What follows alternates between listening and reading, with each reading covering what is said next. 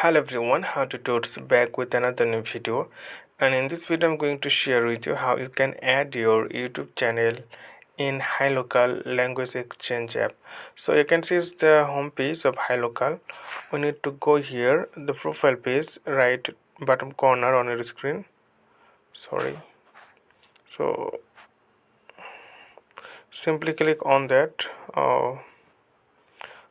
this one, and then here you'll see your profile page. Okay, so simply click on the you can see the pencil icon, it's edit option, this option. So simply click on that. Once you click on that, then it's your profile page, and here you can see add your full URL. So you can copy your URL from your YouTube channel, or you can simply put your here. So I'm just going to put my channel name.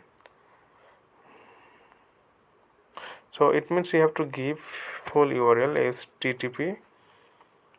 Yes, you can simply copy from Google Chrome or another browser, then it will be set it. So youtube.com slash how to